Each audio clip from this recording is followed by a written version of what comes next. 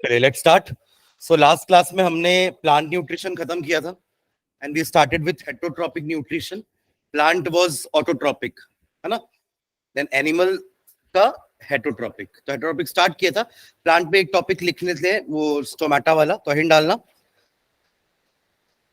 Opening and closing of stomata. Opening and closing of stomata. Opening and closing of stomata. ये मैंने समझा दिया था, इसको लिख लेते हैं फिर हम आगे बढ़ेंगे। Opening and closing of stomata. आप मैकेनिज्म भी लिख सकते हो, mechanism of opening and closing of stomata. ठीक है, ठीक है, इसमें लिखते हैं। स्टोमेटा हमने बात की थी ना, स्टोमेटा क्या होते हैं? लीफ के नीचे वाले सरफेस के कुछ पोर्स, ठीक है, जो ट्रांसपीरेशन में हेल्प करते हैं। जो भी एक्सेस वाटर अगर आपके लीव्स में है तो वो स्टोमेटा के थ्रू बाहर आ जाएगा। लीव्स के पास नाक नहीं होती ना इनहेल करने के लिए, जैसे हमारे पास है। We inhale by nose, we exhale by nose, but उनके पास इस तरह कोई ऑर्गन नहीं है। तो स्टोमेटा ही उनका नोज है, समझ लीजिए। ठीक है, जहां से वो एयर इन एयर आउट करते हैं। ठीक है, तो इसमें लिखना opening and closing of stomata. Opening and closing of stomata. Opening and closing of stomata. Opening and closing of stomata occurs due to turgor changes. Turgor changes. वही pressure, जो turgor pressure लग रहा है, जब पानी एक्सेस में भर जाएगा तो आपके स्टोमेटा स्वेलअप हो जाएंगे, और स्वेलअप होंगे तो वो ओपनिंग को क्लोज कर देंगे। हमने वो लीफ का स्ट्रक्चर देखा था ना, आप लोग की बुक से मैंने आप लोग को वो लीफ का स्ट्रक्चर देखने बोला था। हमने देखा था, डिस्कस किया था कि लास्ट के जो सबसे बॉटम पार्ट में आप देख रहे हैं कि वहां पे गार्ड सेल्स है। बुक है, क्रॉस सेक्शन ऑफ लीफ में हमने देखा था ना, लास्ट में नीचे आप पे क्या है? गार्ड सेल्स है, which are actually guarding the opening and closing of stomata. मतलब अगर ये आपका पोर है, स्टोमेटल पोर है अगर ये, है ना, तो उसके आजू बाजू क्या है? Guard sales. ये दोनों गार्ड सेल्स हैं। ठीक है, जब ये दोनों स्वेलअप हो जाएंगे ना, तो ये ओपनिंग ओपन हो जाएगी, और जैसे ये श्रिंक होंगे ओपनिंग क्लोज हो जाएगी। ठीक है, तो जो वो ओपन और जो क्लोज हो रहा है, that is because of pressure. उनके अंदर वाटर फिल हो रहा है, उससे वो प्रेशराइज होके स्वेल हो रहे हैं। That is what is meant by turgor pressure या टर्गर चेंजेस। ठीक है, तो क्या लिखे? Opening and closing of stomata occurs due to turgor change in guard cells. किसमें हो रहा है ये turgor change? In guard cells. In guard cells. ठीक है, फुल स्टॉप। आगे लिखेंगे due to endosmosis. Due to endosmosis. Due to endosmosis.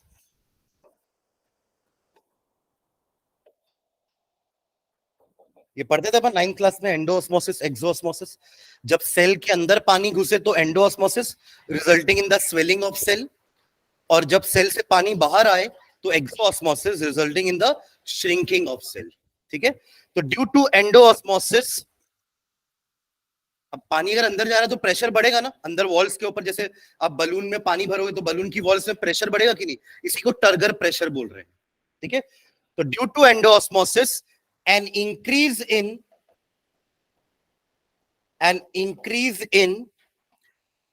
turgor of guard cells. Turgor of guard cells takes place. Turgor of guard cells takes place.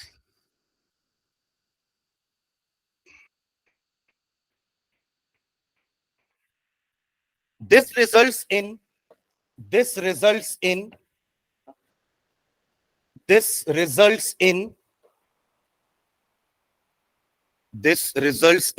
stretching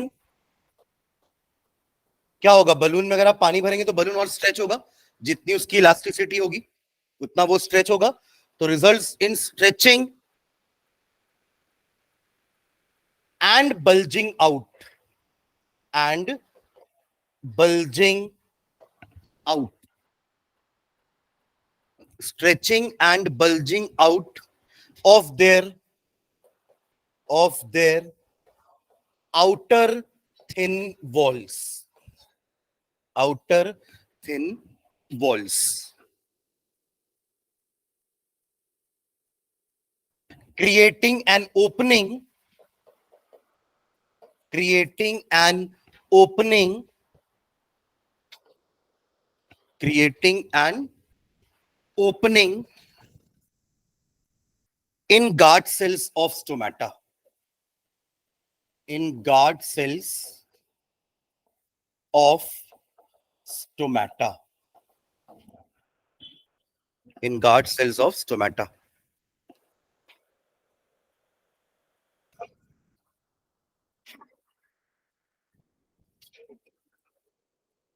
क्या कर रहे हैं?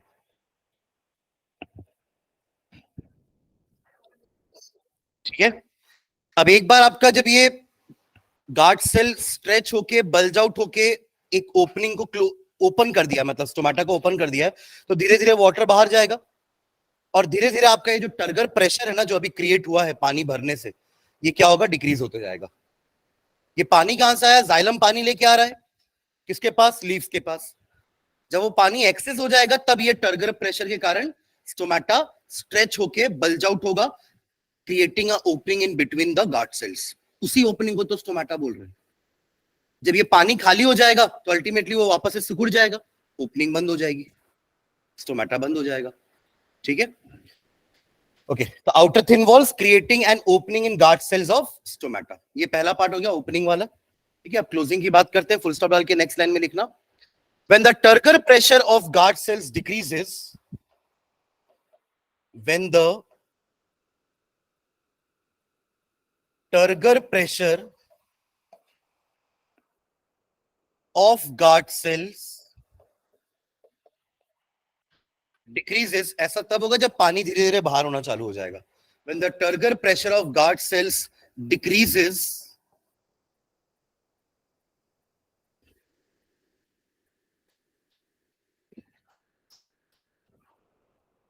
inner walls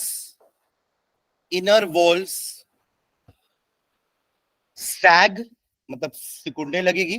अभी जो स्ट्रेच होके bulge out हो रही थी ना, अब वो सैग होके अंदर आएगी, sagging, sag leading to closure of,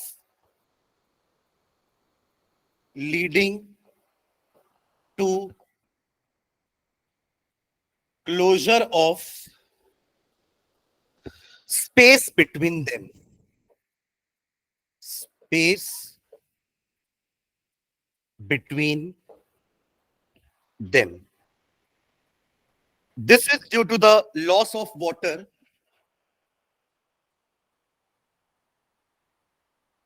this is due to the loss of water, इसको एंडोस्मोसिस बोल रहे थे ना यहां पे, तो यहां क्या बोलेंगे, एक्सोस्मोसिस, ब्रैकेट में एक्सोस्मोसिस।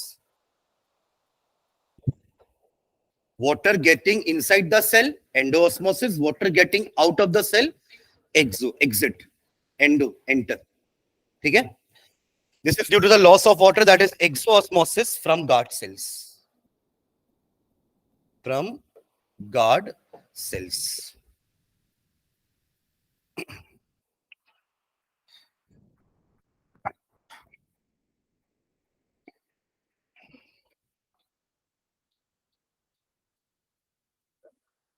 resulting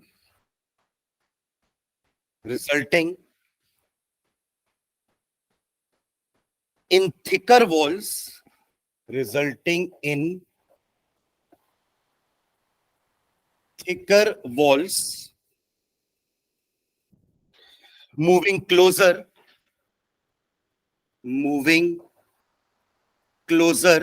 पहले स्ट्रेच हो रहे थे अब क्लोज आ रहे हैं, moving closer and finally shutting the opening, and finally shutting the opening.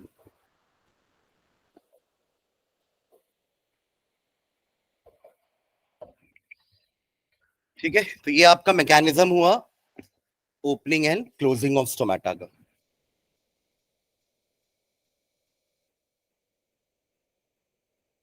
इसका डायग्राम आप लोग बुक से देख के बना लेंगे. ठीक है, बुक में पेज नंबर 97, शायद ओल्ड बुक है ना ये, हाँ, पेज नंबर 97 में फिगर 6.3, फिगर का नाम है opening, open and closed stomata pore, stomatal pore. ठीक है, इसके नीचे वो डायग्राम आएगा. जिनके पास बुक है वो एक बार डायग्राम देख लो. हाँ, जगह छोड़ दो, इतना छोड़ ही दो, यहां से अपन नया टॉपिक चालू करेंगे. ठीक है, डन, जल्दी. हाँ जी, वही जो प्रेशर वाटर क्रिएट कर रहा है ना इनसाइड द वॉल, उसको टर्गर प्रेशर बोल रहे हैं. जैसे बलून में अगर आप पानी भरोगे तो बलून के अंदर पानी भी तो अंदर एक प्रेशर देगा ना, दैट इज टर्गर प्रेशर. जिसके कारण होगा क्या, ultimately the balloon will stretched out. फिर आप धीरे से एक छोटा सा होल बना दो बलून में, तो पानी धीरे धीरे कम होगा ना, तो प्रेशर भी कम होगा, टर्गर प्रेशर धीरे धीरे कम होना चालू हो जाएगा. आप लोगों को समझ में आ रहा है? ऑनलाइन जो है चिराग, आराध्य, रेहांशु, शौर्य, जयती, प्रखर. Yes, sir. Yes, sir. Yes, sir. Yes sir. चलिए स्टार्ट करें आगे. ठीक है, ये वाला डायग्राम बना लेंगे ना, इसका सब देख ली कौन सा डायग्राम की बात कर रहा हूं मैं.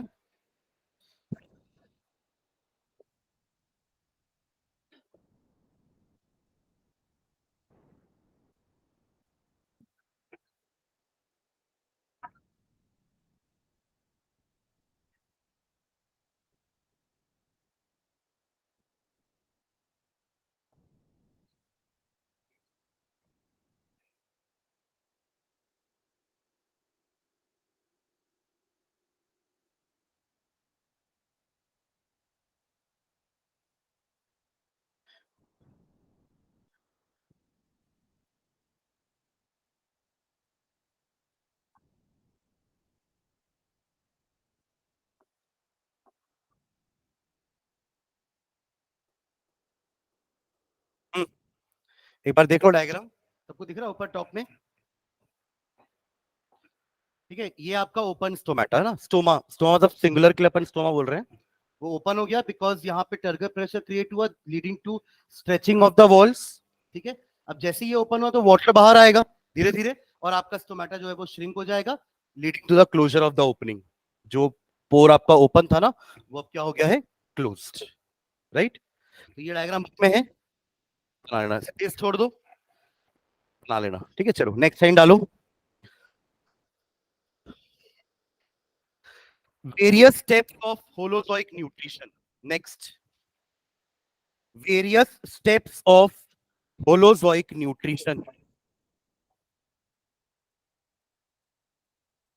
Various steps of Holozoic nutrition. क्या था होलोजोइक, किसको याद है?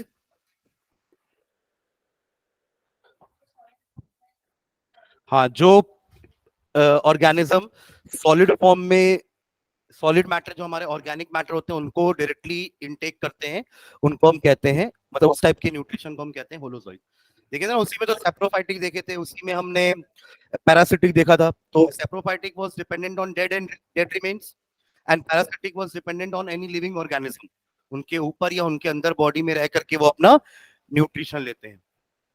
डिवाइड किए थे ना, ये हेटरोट्रॉपिक के अलग अलग टाइप्स है कि डिपेंडिंग अपॉन कि उनका फूड का नेचर कैसा है, क्या फूड डेड वाला है, क्या फूड किसी और का है, कि क्या फूड कोई सॉलिड मटेरियल है, जैसे कि कार्बोहाइड्रेट, प्रोटीन, विटामिन ये हम लेते हैं ना in the form of solid materials. Right, तो इस टाइप के न्यूट्रिशन को हम होलोजोइक न्यूट्रिशन बोलते हैं. तो हमारा न्यूट्रिशन होलोजोइक वाला ही है.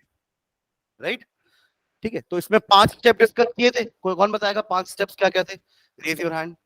किसको याद है? 5 स्टेप्स नहीं लिखे हैं कॉपी में? क्या पीछे देख रहा है? मैंने हाथ उठाने बोला है। किसको याद है? हाँ बोल।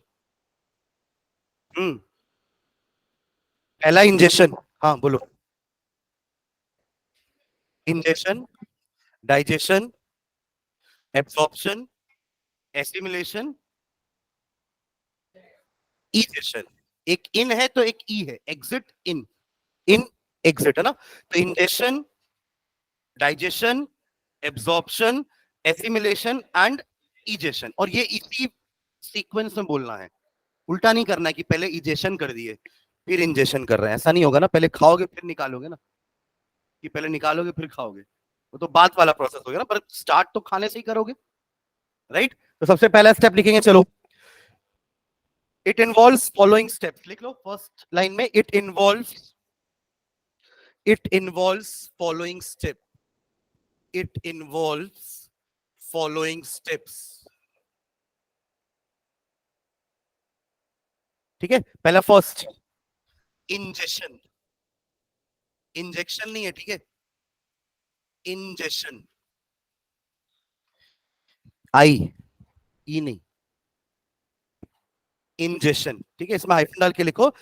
It involves in taking of food, it involves in taking of food, in taking of food, full stop. It depends upon, it depends upon size of food, size of food and structures adapted, and structures adapted, and structures adapted for ingestion, for ingestion, structure adapted for ingestion। क्या मतलब हुआ उसका? सबसे पहला हमने क्या लिखा कि it involves in taking of food. ये तो समझ में आ रहा हो क्या मतलब है इसका, कि इस स्टेप में हम खाना खाते हैं। अब ये स्टेप किस दो चीजों पे डिपेंड कर रहा है, कि खाने का साइज क्या है, जो आप खा रहे हो उसका साइज क्या है। सबका अलग अलग साइज होता है ना। वो एनाकोंडा तो पूरा आदमी निकल लेता है, नहीं, उसका उसके खाने का साइज अलग हो गया ना। फिर हम छोटा छोटा ऐसा बनाते नहीं वाला, और बच्चे को तो और एक छोटा सा चम्मच में देते हैं, छोटी चम्मच, उसमें भी थोड़ा सा भर के देते हैं। तो सबका इनटेकिंग का साइज ऑफ फूड अलग अलग है ना, और सबका खाने का तरीका भी अलग अलग है। स्ट्रक्चर्ड एडाप्टेड, इसका मतलब क्या हुआ? हम हाथ से खाते हैं, छिपकली कैसे खाती है? खींचती है ना, उसके मतलब जीभ में कुछ ना कुछ स्टिकी स्टिकी सब्सटेंस होगा, जिससे वो ऐसे अंदर कर लेती है, राइट। और किसी के बारे में पता है आपको? स्नेक, फ्रॉग, चलो इन लोग भी डायरेक्टली मुंह से ऐसे ही खींचते हैं ना अपने प्रे को। और कोई? हाँ, काऊ भी सीधा मुंह से खा लेते हैं, ठीक है। और कुछ? अपन तो हाथ से खाते हैं ना, डॉग काऊ सबका सेम हो गया। और वो भी ऐसे ही मुंह से खा लेती है। और अमीबा, अमीबा सुने हैं नाम? कौन होता है अमीबा? इस टाइप के होते हैं ना, उनके पास भी न्यूक्लियस है, एक ही सेल, यूनिसेलुलर ऑर्गेनिज्म है, एक ही सेल उनका पूरा बॉडी है। अगर इस अमीबा ने देखा कि मेरा प्रे यहाँ पे है, प्रे को दूसरे कलर से बनाते हैं ना, नहीं तो वो अमीबा ही लगेगा, ठीक है। ये है अमीबा का प्रे। प्रे मतलब प्रार्थना नहीं, शिकार वाला प्रे, ई वाई वाला प्रे है ना। तो ये उसने अपना प्रे दिखा, शिकार देखा उसने, यहाँ पे शिकार है मेरा, तो ये रेंगते रेंगते उसके पास तक जाएगा पहले, ठीक है। तो चलो यहाँ पहुंचा देते हैं उसको पहले, है ना। ये यहाँ पहुंच गया है, पहुंच के क्या करता है पता है? वो एक कप जैसा शेप बनाता है, उसको हम कहते हैं स्यूडोपोडिया। नाम सुने पहले इसका? फॉल्स पीट। स्यूडो मतलब फॉल्स होता है ना, स्यूडो मतलब फॉल्स, उसकी स्पेलिंग भी पी से चालू होती है, मतलब भी गलत है और स्पेलिंग भी गलत है, नहीं, स्पेलिंग सही है पर चालू पी से होता है, ठीक है। तो स्यूडोपोडिया, फॉल्स फीट, इस कप जैसे स्ट्रक्चर को हम स्यूडोपोडिया बोलते हैं, जिससे वो खाना अपने अंदर एनगल्फ कर लेता है। मतलब ये पूरा ऐसा लेके आएगा और ये दोनों अब आके आपस में मिल जाएंगे और ये डिसअपियर हो जाएगा, तो खाना अंदर चला गया। समझ रहे हैं? एक हाइड्रा होता है, हाइड्रा के पास ना टेंटिकल्स होते हैं। अगर ये हाइड्रा ऐसा ऐसा रहता है हाइड्रा, उसके पास ऐसे टेंटिकल्स रहते हैं हंटर जैसे, तो टेंटिकल से अपना शिकार को मारता है और एनगल्फ कर लेता है। समझ रहे हैं मैं क्या बोल रहा हूँ? एक ऐसे ही जैसे ये अमीबा है ना, वैसे एक सिंगल सेल ऑर्गेनिज्म होता है पैरामीशियम। नाम सुने पैरामीशियम? है ना, वो चप्पल के शेप का होता है। किसके शेप का होता है? चप्पल के शेप का। कैसे? वो पैरागॉन की चप्पल देखियो, वो व्हाइट कलर की आती है जिसमें ब्लू स्ट्रिप होता है, नहीं देखियो? वो कुछ ऐसे रहती है स्ट्रक्चर में, देखना।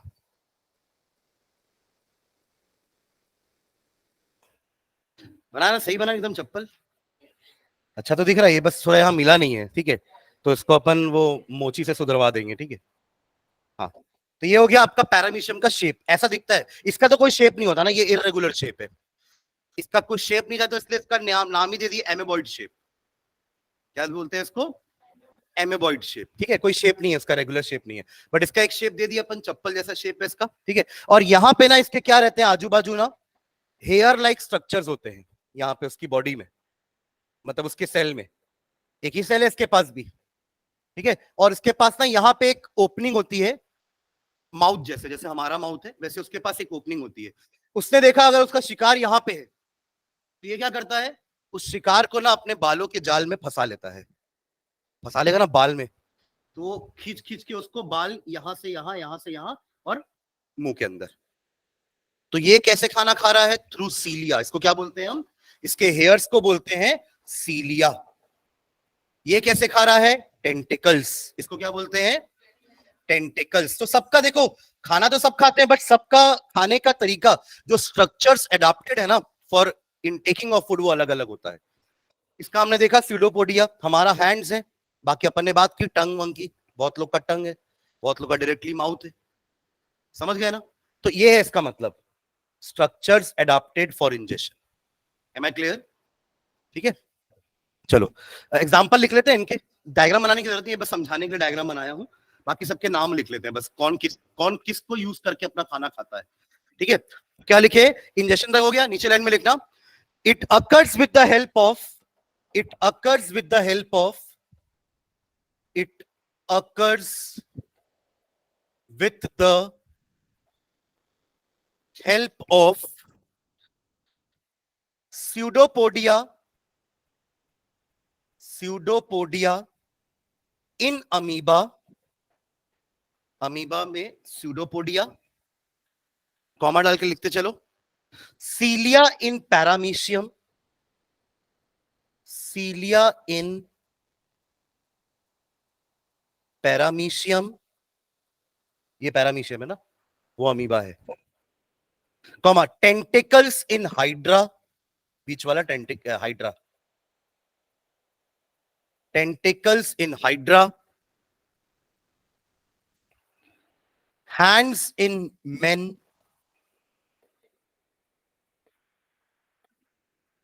hands in men, ठीक है, एक्सेट्रा। ऐसे तो बहुत सारे हैं, हम हर का नहीं लिख देंगे, ठीक है, एक्सेट्रा। क्लियर है वाला फर्स्ट पॉइंट, इंजेक्शन सबको, है ना। तो खाना खा लिया गया है, अब हम आगे बढ़ेंगे इसके डाइजेशन में, ठीक है। डाइजेस्ट करना है ना इसको, आगे बढ़े।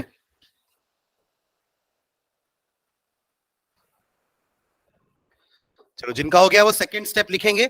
Second step is digestion, digestion, digestion, second step digestion. चलो इसमें लिखते हैं, it is the process by which, it is the process by which, it is the process by which complex, मैं 4 वर्ड लिखूंगा यहां पे, है ना। पहला वर्ड हो गया कॉम्प्लेक्स, कॉमा लार्ज साइज्ड, इसका मुझे आप लोग ऑपोजिट बताओगे, है ना। Complex comma large sized comma insoluble and non-diffusible and non-diffusible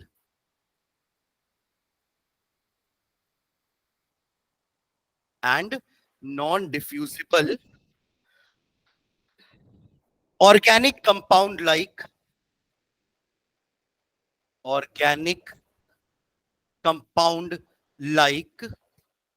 proteins,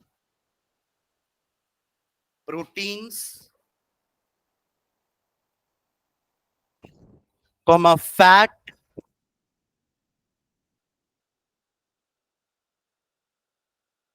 comma carbohydrate,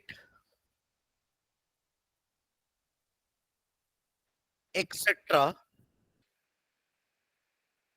are changed into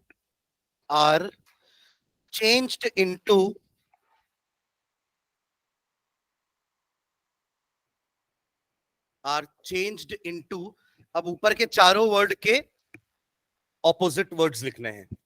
complex का क्या हो जाएगा? सिंपल, कॉमा लार्ज साइज का स्मॉल साइज, कॉमा इनसॉल्युबल का सॉल्युबल एंड डिफ्यूजिबल तक लिखो. ऑर्गेनिक का इनऑर्गेनिक मत कर देना ना. चलो यहां तक तो लिखो पहले, नॉन डिफ्यूजिबल का डिफ्यूजिबल तक. Change into simple, small sized, soluble and diffusible organic compound. लिख रहे हैं? नाम क्या है पूरा?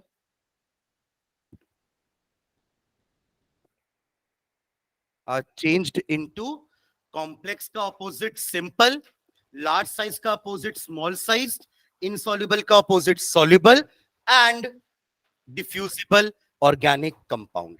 ये आपके डाइजेशन का डेफिनेशन हो गया. क्लियर है?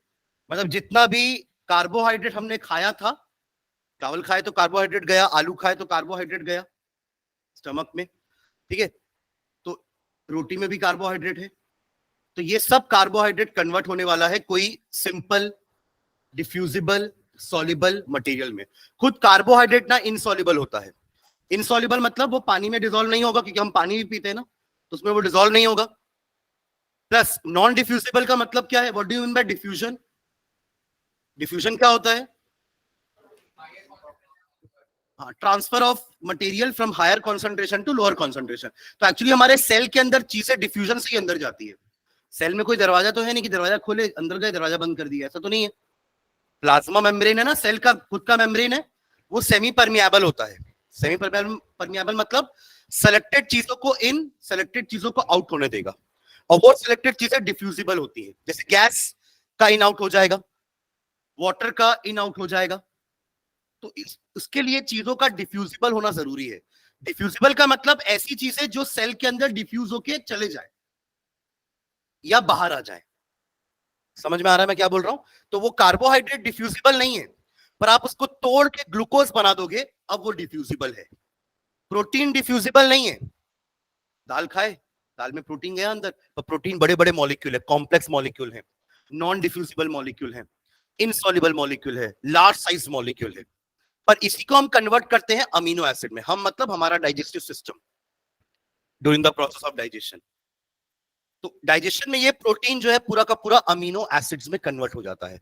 अमीनो एसिड एक तरह का लिक्विड है, ये हमारे सेल के अंदर घुस सकता है, डिफ्यूजिबल है, सॉल्युबल है पानी में. आप समझ रहे हो मैं क्या बोल रहा हूं? है ना? हम रोटी खाए तो सेल के अंदर रोटी नहीं जाती है, उसका सिर्फ ग्लूकोज वाला पार्ट हमारे सेल के अंदर जाता है.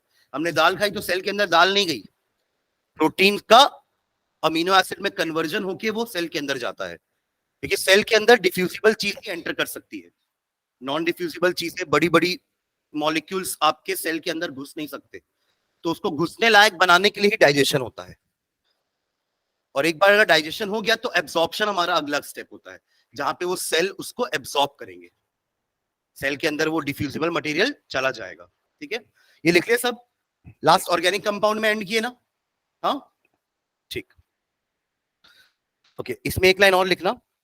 Organic compounds like, organic compounds like, आगे कंटिन्यू करेंगे, like amino acids, like amino acids ये protein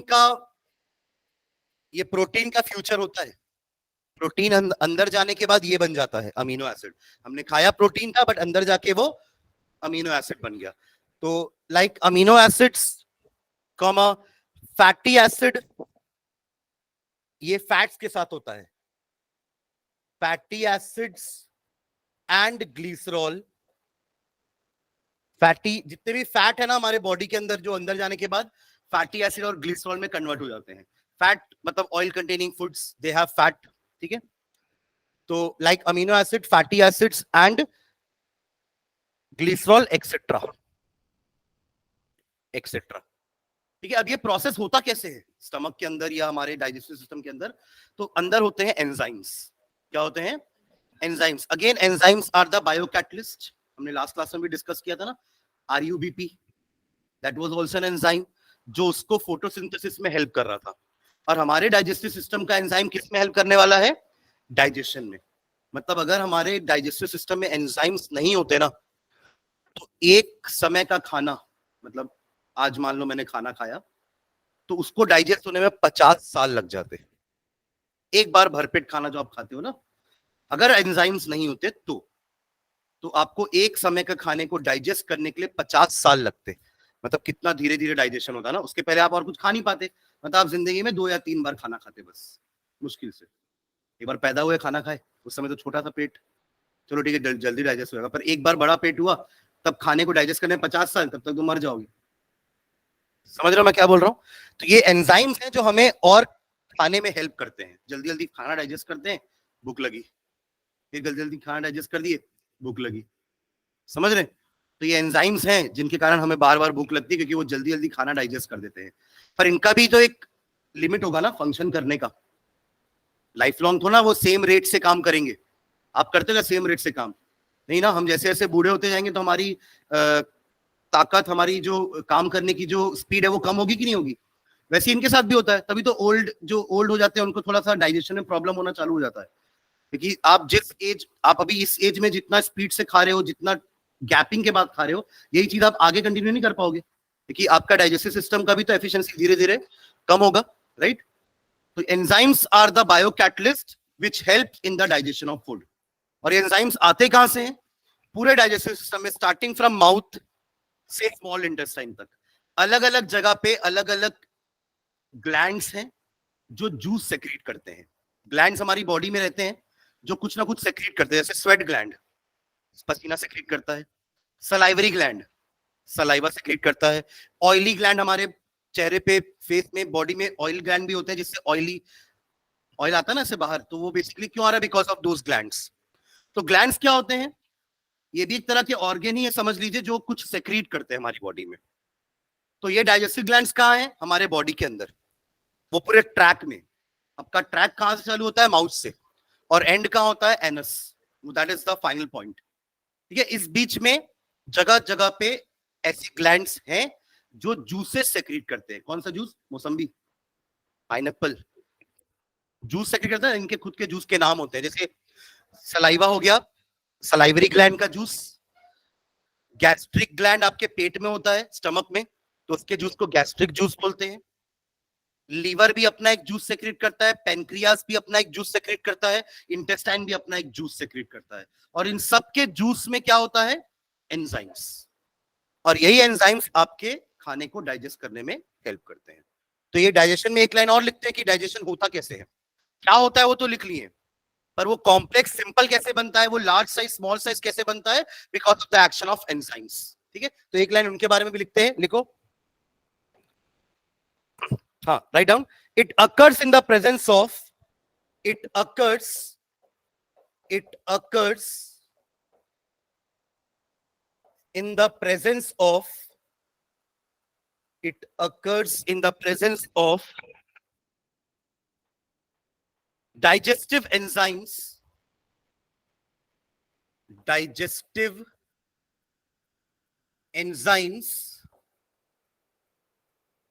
present in digestive juices, present in digestive juices. secreted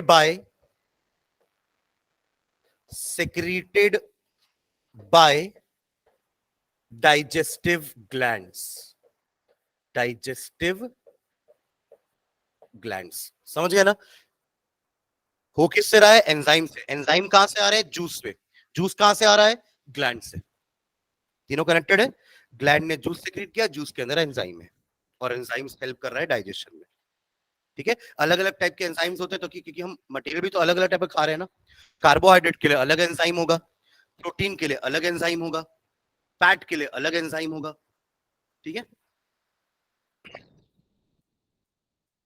चलो next, third process, third step. एक बार खाना डाइजेस्ट हो जाता है, ये आपका डाइजेशन चालू होता है माउथ से. माउथ में भी जो सलाइवा है ना, वो भी एक तरह का जूस है, उसमें भी एंजाइम है, पर वो ज्यादा देर तक काम नहीं करता. क्यों? हाँ, खाना क्या एग्जैक्टली खाना मुंह में रहता है कितना देर के लिए? 1 घंटा थोड़ा लगता है आप खाने को. 1 घंटे तक खाते जरूर हो, पर जो खाना है वो तो पहला वाला निवाला तो जा चुका ना नीचे तक. तो पहला वाला निवाला कितनी देर तक था मुंह में? Hardly for some seconds. और खाना बहुत अच्छा होगा तो और उससे भी कम समय के लिए रहता है वो. गप गप खाते तो ज्यादा खाने में आ जाता है ना. इसलिए बोला जाता है कि आपको एक जो आप खाते हो बाइट, आपको उसको कम से कम 32 टाइम्स च्यू करना चाहिए. ये नहीं कि 32 टाइम करना चाहिए.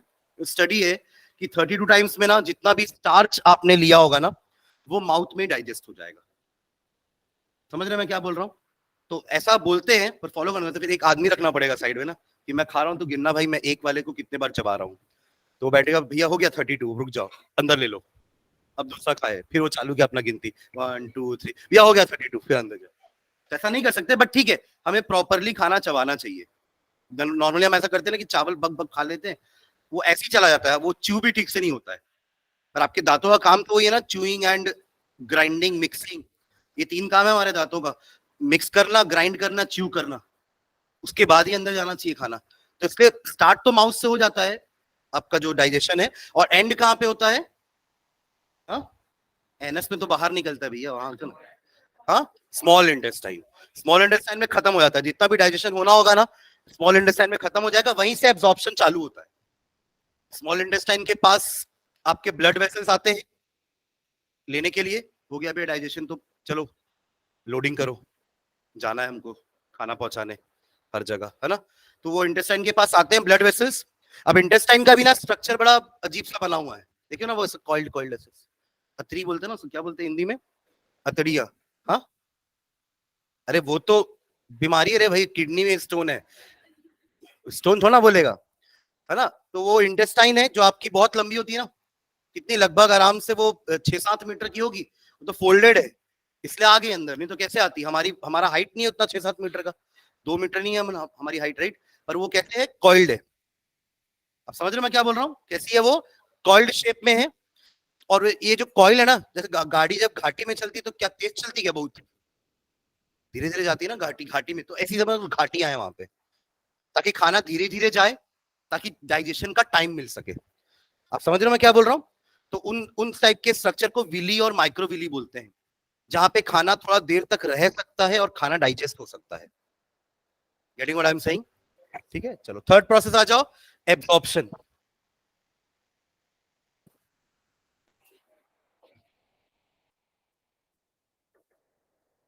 एब्जॉर्प्शन, चलो इसमें लिखते हैं, it is the process by which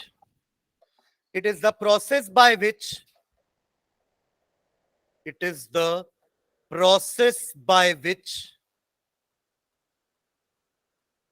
diffusible nutrients, अब तो डिफ्यूजिबल हो चुके हैं ना वो, डिफ्यूजिबल न्यूट्रिएंट्स. देखो ऐसा भी हो सकता है ना, खाने का कुछ पार्ट ऐसा भी हो सकता है जो पचे ना. कई बार ऐसा होता है, ऑब्जर्व क्यों कभी. वो जब आप अच्छे से खाओगे नहीं ना, तो वो खाना प्रॉपर चू नहीं किया आप, तो अंदर तो और कोई दांत नहीं है जो चबा देंगे उसको. जैसे वो कभी कभार वो कॉर्न खाते हो कभी? कॉर्न, उसको ऐसे च्यू नहीं करोगे ना, तो वो ऐसे ही चला जाएगा अंदर. अब अंदर तो कोई च्यू करने वाला है नहीं, वो डाइजेस्ट नहीं होगा. फिर सुबह ऑब्जर्व करना आप लोग, वो ऐसे ही बाहर आएगा. ये मेरा पर्सनल ऑब्जर्वेशन है. आप लोग बताओगे नहीं, पर आप लोग भी ऑब्जर्व किए होगे कभी ना कभी। अब कभी खाओगे ना वो sandwich, corn cheese corn sandwich, तब ऑब्जर्व कर लेना इसको अगले दिन सुबह, या फिर अच्छे से चबा के खाना है। मेरी ये बात अगर याद आ जाए तो उसको 3 अच्छे से चबाना कि सारा कॉर्न अच्छे से चब जाए, समझ गए ना? वरना वो पेट के अंदर जाने के बाद चबेगा थोड़ा, पेट में दांत थोड़ना कि पेट भी कॉर्न को चबा रहा है, ऐसा नहीं होगा। मैं समझ रहे हो मैं क्या बोल रहा हूँ? जो एक्सपीरियंस है वो शेयर कर रहा हूं आप लोग के साथ, ठीक है? चलो, तो it is a process by which diffusible nutrients pass through the pass through the diffusible nutrients pass through the wall of through the wall of elementary canal। इस पूरे डाइजेस्टिव सिस्टम को हम क्या बोलते हैं? Alimentary canal. कैनाल का मतलब क्या होता है? कैनाल का मतलब कैनाल, वाह। हाँ हाँ, एक तरह का गुफा। तो गुफा ही तो है ना, ये गुफा का ओपनिंग है नहीं? ये गुफा में तो अंदर जा रहा है खाना, तो एलिमेंट्री कैनाल, ठीक है? Pass through the walls of alimentary canal into blood, into blood, into blood and lymph. ये एक और फ्लूइड होता है हमारी बॉडी में, लिम्फ। रेड ब्लड तो रेड कलर का है, बट लिम्फ जो होता है वो थोड़ा व्हाइटिश, येलोइश व्हाइट ऐसा कलर का रहता है लिम्फ, ठीक है? तो ये दोनों खाने को लेने आ जाते हैं, एब्जॉर्ब करेंगे, ठीक है? इनटू ब्लड और lymph, full stop. into blood and lymph by diffusion and osmosis, ऐसा लिख लेना, by diffusion and osmosis, by diffusion और osmosis। अभी तो डिफ्यूजिबल बनाया था ताकि डिफ्यूजन होके वो ब्लड में जा सके, है ना? और ऑस्मोसिस, ठीक है? तो ये हो गया हमारा step number 3। Next step number 4 क्या नाम था? Assimilation. Assimilation,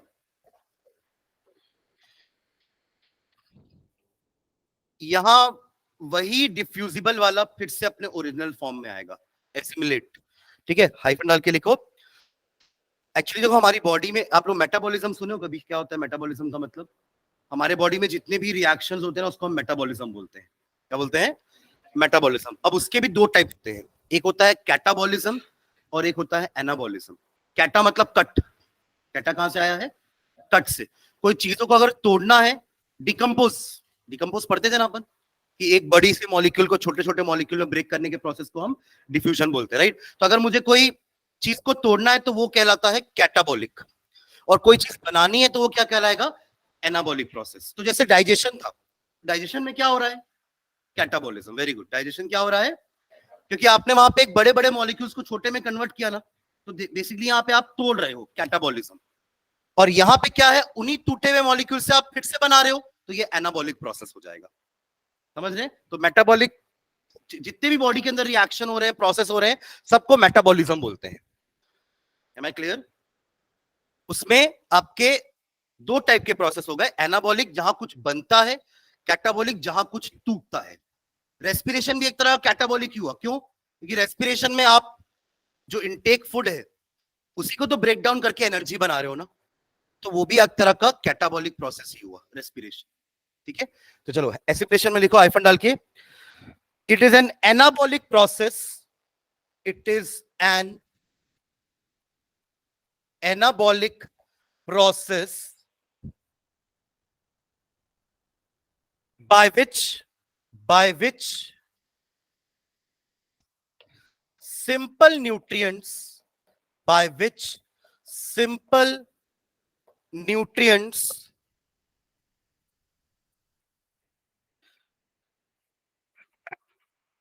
are resynthesized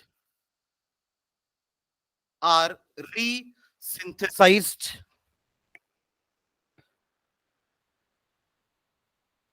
to form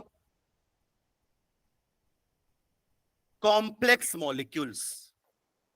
simple को फिर से कॉम्प्लेक्स में चेंज करना है। डाइजेशन में कॉम्प्लेक्स को सिंपल में किए थे, right? To form complex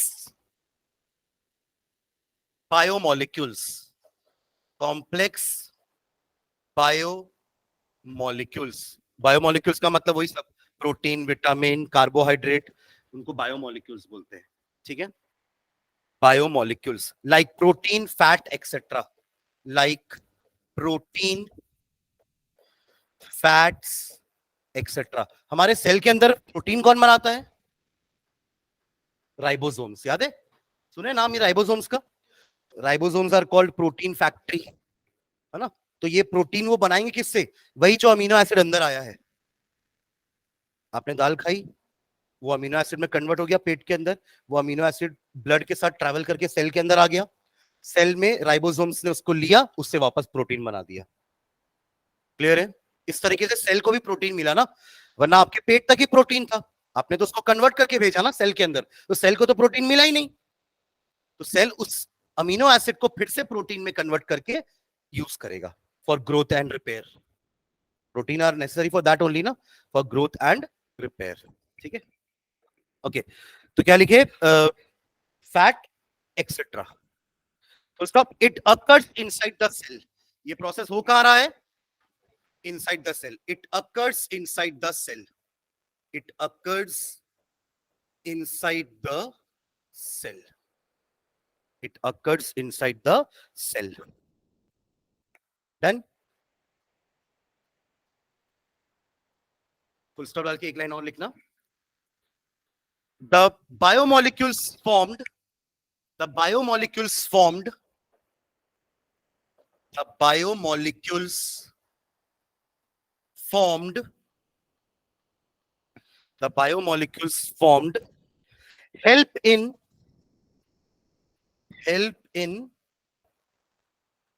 growth and repair, growth and repair of the body tissues, repair of the body tissues। ठीक है, अच्छा ये जो मैं ऐसे एग्जांपल बता देता हूँ ना बीच बीच में, इसको पेपर में लिख के आने का जरूरत नहीं है। ठीक है, तो पेपर में लिख दोगे वो कौन वाला कि ऐसा अगर आप प्रॉपरली चबाओगे नहीं तो ऐसा हो जाएगा, ये सब नहीं लिखना है पेपर में ना, ये सब पेपर में लिखने का नहीं रहता है। रहता तो मैं पेपर में वो लिखवा देता अभी कॉपी में कि ऐसा होता है। समझ रहे हो ना मैं क्या बोल रहा हूँ? नहीं तो मैं यहीं पे आंसर चेक करूंगा तो इस टाइप का मुझे आंसर दिखेगा आप लोग की तरफ से। तो जो मैं ऐसे चालू भाषा में कुछ एग्जांपल दे देता हूँ ना, that has not to be written on the paper. Am I clear? क्या वो बस आपको समझाने के लिए और थोड़ा सा मनोरंजन के लिए बोल देता हूं मैं। ठीक है, चलो हो गया ये डन। चलो ये तो दाल वाल भी लिख के आ जाएंगे, दाल जो खाए, रोटी जो खाए, ये सब तो ऐसे एग्जांपल बताया ना कि रोटी खाए तो वो कार्बोहाइड्रेट। समझ गए ना?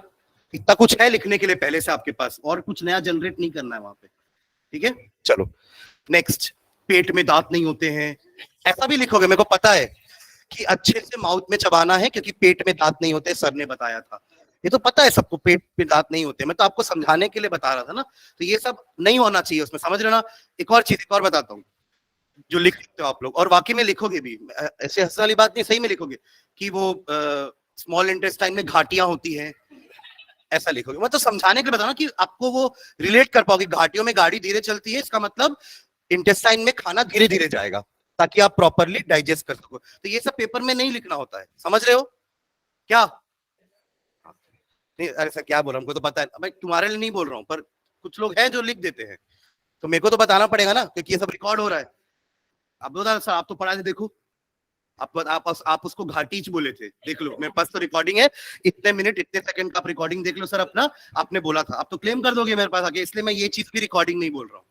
मैं आगे और बढ़ा के बोल दूंगा, देखो मैं तो बोला था ये नहीं बोलना है, ये नहीं लिखना है। समझ रहे हो मैं क्या बोल रहा हूँ?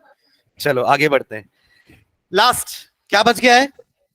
वही जो अनडाइजेस्टेड कॉर्न था उसको निकालना है। ठीक है, तो लास्ट लिख लो, फिफ्थ ना, फिफ्थ स्टेप, इजेशन। क्या नाम है? इजेशन। ये नाम में भी कंफ्यूजन हो जाता है ना, इसको वहां लिख देते हैं और उसको यहां, पूरा उल्टा हो गया ना। क्या समझ गया ना? वो इन है, इसमें देखो नाम में इन है, इसके नाम में ई है, E for exit, I for in. चलो इजेशन हाइफन डाल के लिखो इसमें, it involves expelling, expel करना, बाहर निकालना. It involves expelling of what? Undigested food in the form of feces. अब इसको पॉटी बोलते हैं ना, और ये भी नहीं लिखना है, ठीक है ना. इसे मैं ब्रैकेट में थोड़ा लिखवा दूंगा पॉटी करके, बट वो नहीं, फिर आप लोग पेपर में भी लिख के आ जाओगे. फीसेस, ठीक है. सो क्या बोलते हैं? Faeces in the form of feces which also contain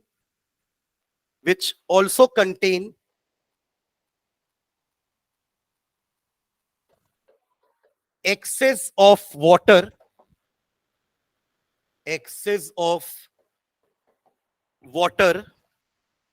and digestive enzymes क्योंकि ये एक बार एंजाइम जो सेक्रीट हो गए ना, वो अब आपके डाइजेशन के बाद वो बाहर हो जाएंगे. देखिए अगले बार नए वापस से एंजाइम सेक्रीट करेगा आपके सारे डाइजेस्टिव ग्लैंड्स. समझ रहे हो मैं क्या बोल रहा हूँ? हर एक बार आप जब खाना खाओगे तो पेट वापस से गैस्ट्रिक जूस सेक्रीट करेगा. ऐसा नहीं कि वही एंजाइम बार बार चल रहा है, नए जूस फिर से सेक्रीट होंगे. तो जितना भी एक बार डाइजेशन प्रोसेस खत्म हुआ, सारे एंजाइम्स आपके अनडाइजेस्टेड फूड में चले जाएंगे, and from there it will form faeces and will go out of the body. Clear है ये?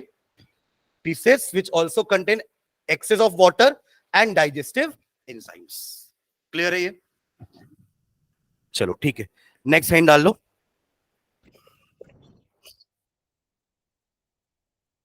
Elementary canal of main.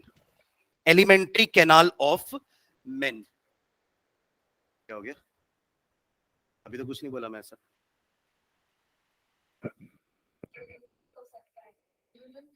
हाँ, अब मैन मतलब तो man is a social animal बोल देते हैं ना. मैन मतलब मैन पूरा क्या बोलते हैं इसको?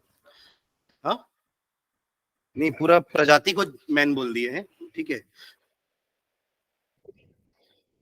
ठीक है. तो एलिमेंट्री कैनाल ऑफ मैन, इसका डायग्राम भी आप लोग बना के लेके आओगे नेक्स्ट क्लास में.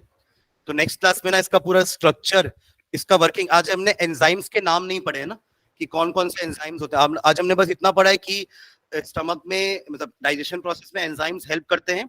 एंजाइम्स आते जूस से है, जूस आता ग्लैंड से है. तो नेक्स्ट क्लास में जब अपन ये पूरा स्ट्रक्चर पढ़ेंगे तो एक एक ऑर्गन का डिस्क्रिप्शन पढ़ेंगे कि स्टमक में क्या होता है, स्टमक में कौन सा जूस सेक्रेट होता है, उस जूस में कौन कौन से एंजाइम्स होते हैं, वो एंजाइम्स किस किस चीज को डाइजेस्ट करते हैं, सारी चीजें पढ़ेंगे. तो वैसे ही इंटेस्टाइन में कौन कौन सा एंजाइम है और वो एंजाइम कौन कौन से मटेरियल को डाइजेस्ट करने वाले हैं. तो ये पूरा हम एलिमेंट्री कैनाल के बारे में नेक्स्ट क्लास में पढ़ेंगे. बट उसके पहले आप लोग डायग्राम बना के लेंगे. तो आज दो डायग्राम हो गए ना, एक आपका स्टोमेटा वाला ओपनिंग एंड क्लोजिंग, और दूसरा ये एलिमेंट्री कैनाल. ये कौन से पेज में एक बार दिखाना मुझे, बुक है एलिमेंट्री कैनाल? हाँ हाँ, वही पेज नंबर 85. ठीक है, एलिमेंट्री कैनाल समझ गया ना क्या बोल रहा हूं मैं, कि दिखाऊं? हो जाएगा ना. हाँ, माउथ से स्टार्ट करना है, उसका पहले मुंडी उंडी मत बनाना. ठीक है, चलेगा. यहां से स्टार्ट करना इसका माउथ से, और फिर ये कैनाल चलता रहेगा. ऊपर सर्वर बनाने का जरूरत नहीं है. ठीक है, तो ये दो डायग्राम नेक्स्ट क्लास में बना के लेके आएंगे. ठीक है, चलिए, थैंक यू.